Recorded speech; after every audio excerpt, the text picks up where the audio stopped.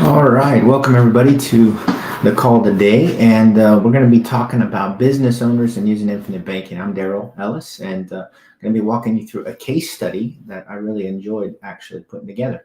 So the situation that we're looking at is a business owner who's looking at taking their expenses that they already have for their business, and we're going to see that at about $5,000, and they're going to say, okay, could we possibly set this up to run through one of these structured properly whole life design policies, right? And so the answer is yes, right? And so here's how we can do it. So imagine, you can recapture the cost of financing doing this, right? Paying cash, building up that warehouse of cash for deployment, and then if you use it properly, you could actually end up adding this warehouse of cash into other options investing wise, such as cash flow real estate, things like that. And so, we're going to talk about kind of the minimums of what you can do with it. And the maximums are there's no maximums. And so there's a lot of options that you could do. And so we're just going to look at the basics of it because it would take too long to consider all the scenarios. And so hold on one second. I will pull up the screen here and share that with you folks. Whether you're catching this on the actual setup for the recording, or if you're watching it live, either way, hopefully you should be able to get all this, and hopefully you should be able to see the screen. So the first thing that we're going to look at is the idea of that spreadsheet that we did before, right? Where we show, okay, how much is going into this and what's the loan and loan repayment process, and kind of looking at that example. Like I said, $5,000 monthly expenses for the business owner. And again, every situation will be different, but the concept remains the same, right? And so when you look at this, you see, as we can see over here, our first quarter, we're looking at about 45,000 going in. And so that would be kind of somebody to say the business owner has some savings that they use for emergency fund, preparing a sinking fund for potential business expenses like vehicles, things like that. And so they take a portion of that and jumpstart the policy, if you will, using the PUA rider. And they're going to do that as a one-time amount of 30,000. Plus, then they're going to be putting in 15,000 per quarter, and they can do this a lot of different ways, but we're going to keep it real simple and say we're going to pay quarterly. We're going to do 15,000, and our expenses happen to be also 15,000, and so that's kind of the goal, right? And when we do that, we're going to be able to see some cash value in here right away, because the way we design these policies, in literally the first 15 days, we're liquid and have roughly probably about 34,000 available of that 45 immediately. And then we're going to be able to take a loan immediately, like I said, for $15,000 to pay for those expenses that are roughly $5,000 a month. And so if we say, okay, I'm going to pay them for the quarter, I'm going to have the money ready to go in an account. I'm going to take a policy loan, 15,000, be in my bank roughly 5 to 7 days, sometimes a little bit longer if it's on the weekend. And then I'm going to pay my bills like I normally would, right? And then I'm going to do the loan repayment. So the cash flow that would normally go to the bills, I'm going to funnel into my policy to repay that policy loan at $5,000 a month. And once I do that, I'm going to just keep on cycling that through. Now, if you think about it, I did a policy loan for 15,000, right? And I repaid that. What's my net injection there, right? Well, when you look at that, I put premium in. Now, let's not count that 30,000 to start it. That jump start is moving from one account to another. We're not going to use it up. We're just simply going to have it in there as a buffer. We've talked about that before, right? You have a buffer in your checking account, so it never hits zero. Same concept. We're just moving it from one account to another, right? And so we're going to take that 15,000 that we normally would spend. We put it in as premium into the policy, right? We take an immediate policy loan for $15,000, right? That's net zero injection right there. And then we pay the policy loan back. So what's our total cost over that quarter? $15,000. Exactly what we would paid either way, right? Just like we've done on the previous examples. All we're doing is scaling it to a business expense. Now, the difference with a business is they might have larger expenditures on a monthly basis, and they're also going to need more liquidity for other things, such as making sure they can cover payroll, right? They're going to need liquidity for opportunities that pop up, maybe for a piece of equipment. So there's a lot of reasons why a business owner would really be able to utilize this concept. Of course, it could be anybody. Someone with a W-2 job could use it, and many do, of course. And so you've got a death benefit right off the bat of 1.26 million. So just think about that. Now the business owner is paying 15,000 going in every quarter, right? That 15,000 is paying the bills just like it normally would. No increase in costs whatsoever on their monthly. But they have a death benefit of 1.2 million right off the bat, right? And they have now also the ability to see that money growing even while they're using it. And so they normally, when you spend that $15,000 over a 3-month period for your expenses, that money's gone, right? And there's no way to get it back. You've spent it, you've given it, and you've traded it for the things that you bought, goods and services, right? But in this case, we're able to keep it growing because remember, when we take a policy loan from our policy, it continues to grow uninterrupted, and it pays us the interest and the dividends, which are not guaranteed, but they've paid every year for over 100 years with the companies we work with, consecutively, by the way. They never miss one. And we still get that growth. And so it'd be like you go into your checking account or your savings account and say, hey, I want 15,000 out of my savings account, but I still want interest on that 15,000. Well, what'd the bank tell you? The bank would say, sorry, that ain't going to happen, right? If you took it out, you're not getting growth on it anymore. And so there's the lost opportunity cost. If we were to do this with just cash, we'd have a lost opportunity cost, right? With that money, we can never earn interest on it again. And so in this case, we're going to get even better than what the bank's doing, because not only are we going to get interest on money we're using, we're also going to get dividends, right? Potentially on that. And so we've got a growing death benefit, as you can see over here. And then we see this process, right? Money in, money out. Remember, our net cost is the same as if we never had a policy, right? That's the way we're designing this. Now, yes, does it take a little bit of money to have in savings? Now, we did 30,000 as the jumpstart, but you actually could have used less than that. If you notice, the liquidity is 34 or 500 right off the bat in the first 15 days. It's actually a little bit more than that. I was using conservative numbers. So we could have even gone less because remember, we only need 15,000 for the bills, right? And so we will tailor that to what is good for you. But money has to be stored somewhere, right? Whether it's under your mattress or in a safe, or whether it's in the bank, it's got to be stored somewhere.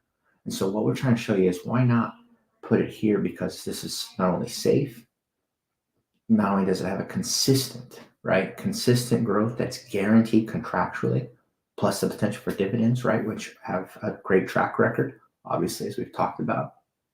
But also we're getting this death benefit, right? Now my family's protected. So here this business owner sitting there, and they may even have bought some term insurance and different things like that, and that's great. There's nothing wrong with that. But they've got a growing permanent death benefit right here, right? So if something happens to them, what's the provider in their family? Well, that business that they have, and their work in that business is often what's providing it. And sometimes when someone passes or gets sick, that no longer is viable.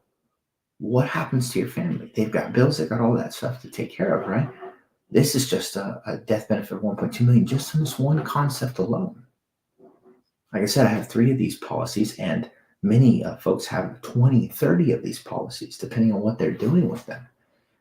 As I've said before, my goal is to add one every year or so to keep building that warehouse, right? So I can keep on putting more of my income through this banking system, just like you would if you were direct depositing your check every week, right? Same thing. And so we're talking about the same stuff, but what we're doing is scaling it up for a business. Now, what I told you was that money has a potential also to pay roughly $146,000 per year at the time of retirement. So if you decided you're going to retire about 67, for instance, you could potentially take out $146,000 a year out of this policy tax-free. You can do a withdrawal of the basis plus policy loans after that. There's a lot of technical terms, but it's a way to explain that if you use the money correctly from the policy, then it can be tax-free under current tax law. Now that's huge, because that's not affecting Social Security taxation. That's not affecting your Medicare payments. There's a lot of things that doesn't affect versus typical income from your retirement assets, maybe your IRA or whatever you have. And so this is another option in there. Let's say you know that taking more out of your IRA is going to bump you into a larger tax bracket. Well, then you could take more out of your policy or policies, right, to take care of that and not have to worry about the tax bracket issue. So there's a lot of ways that we can structure this. And if we look at this, we're talking about by the end of the 5th year, all we did was pay our bills, right? $5,000 a month per quarter, $15,000, right? Same amount of money going in, not any more risk taken, right? We haven't put our money at risk. We haven't paid any more than we were already paying, and we're still doing great, right? And by the end of year 5, we've already got $307,000 projected to be in this account based on the dividend scale. As I said, the dividend scale actually is based on the low interest rate environment still. It's just now starting to adjust based on the interest rates increasing. So the illustration that this is based on is very conservative. 307 is what's projected by the end of year 5. This isn't based on the stock market. It's not based on any other types of things that are associated with the stock market. It's based simply on the guarantees of the insurance company plus the profitability of that insurance company, which happens to have been profitable for over 100 years consecutively. And so what do you do in the meantime, though? What if in year 2, I decide, you know what, this is growing great. 15,000 is going in. I'm paying my policy loan back. My money is growing, even though I'm spending the same exact amount of dollars. What if I was able to finance my vehicles with this or my pieces of equipment in my business? So you say, we need a new truck for our business and it's coming up soon. We're going to need $50,000 for that truck. Can we do that? Well, let's see. In year 1, in the first quarter, the end of year 1, first quarter, year 2, first quarter, sorry, you've got $81,000 available roughly. Could you buy a $50,000 vehicle? Absolutely. Would you still have enough to do your 15,000 per quarter? Yes, absolutely. So you could do both, right? And so, okay, let's take that and look at that for an example real quick here. If we do that, let me pull this over real quick and stop sharing and bring up a new item here. I'll show you the difference here between the two, or actually between 3 options. So if we pull this up now, and let me make this bigger so I can see it. All right, so hopefully this is clear and you can see it. This is a very quick spreadsheet that I put together, so don't give me a hard time if it isn't perfect. But if you look at this spreadsheet, notice we have 3 ways that you could finance or purchase a vehicle or a piece of equipment. Let's say it's 50,000. Doesn't matter if it's a tractor. Doesn't matter if it's a vehicle. Whatever it is, could be a copier, for your office, right?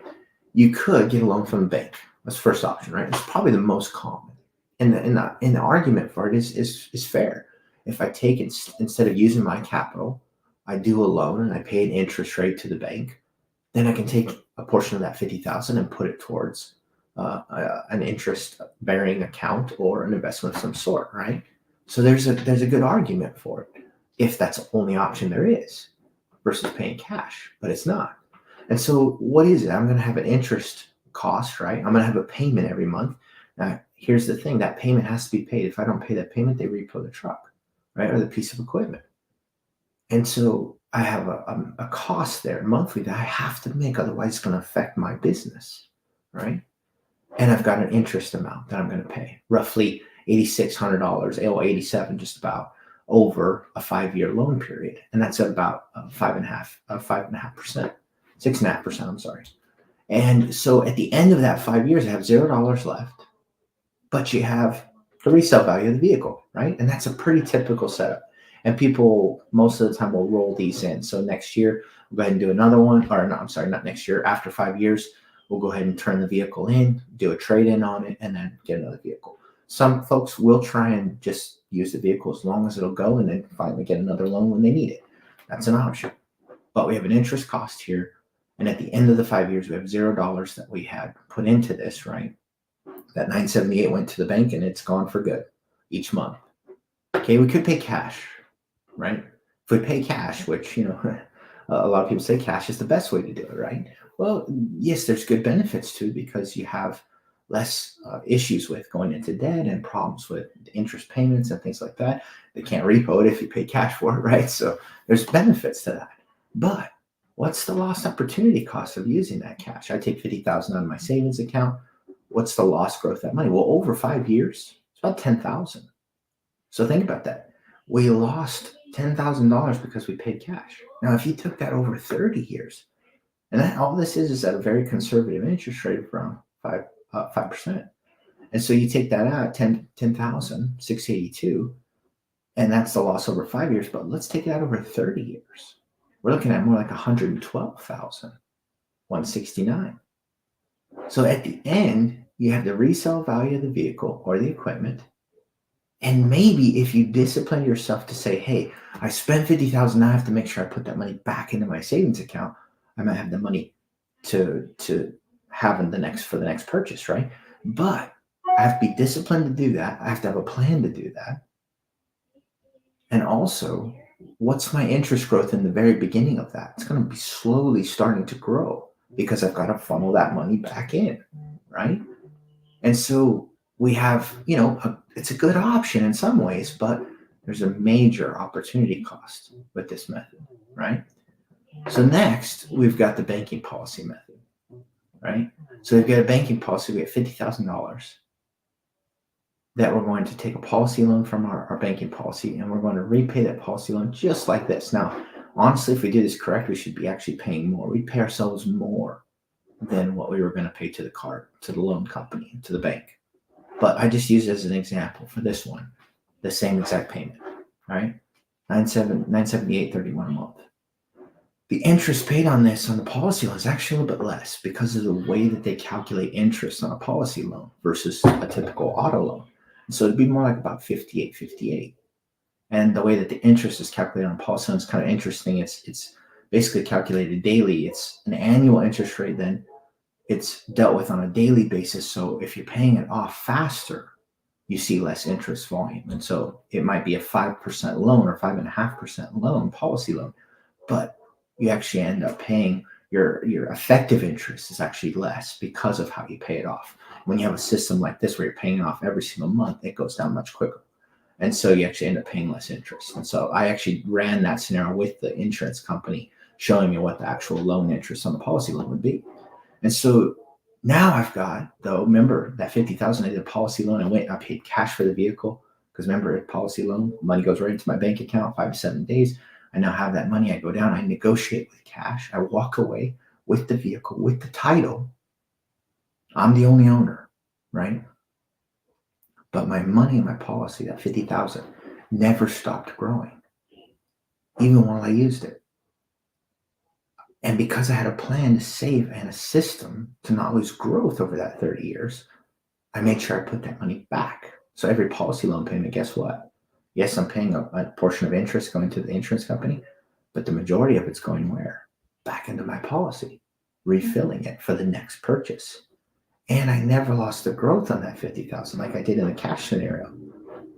And so that money could potentially grow to be, roughly $166,000 in interest and dividends on that over that period of time.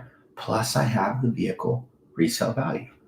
Now imagine if I did that over and over again, over a period of 30, 40 years with vehicles, with equipment for my business, with copier, with whatever I got to buy, right? What would the effect of that be? Well, I would be recapturing those payments that I'm normally sending to all these other people. One of the biggest things that hurts business owners today is they've got 6, 7 loans going out to one for a purchase of a vehicle, one for this, maybe one for capital, for having a line of credit, something like that. And so they've got all these loans that they got to pay, maybe some credit cards, whatever it is. And that means that it's more stressful for them to make sure they have enough to do that, plus payroll, plus all the other expenses that business has. So it's having control, right, of that money. Now, my simple spreadsheet's nothing fancy, but hopefully it gives you the idea of the different ways you could approach this and why I believe using the infinite banking concept to purchase your vehicles along with the system that we talked about with using for our expenses could be really useful. And so hopefully that makes sense. If you haven't read this book by Nelson Nash, Becoming Your Own Banker, that's where these concepts come from. He has an equipment finance example in there. And it's an excellent example, much better than the one that I did, because he's a lot better with the numbers even. And so, take a look at that if you get a chance. If you don't have access to the book, let me know. I can try and help you with that and show you where to get it. It's an excellent book that deals with a lot of different scenarios like this, a lot of different case studies like this.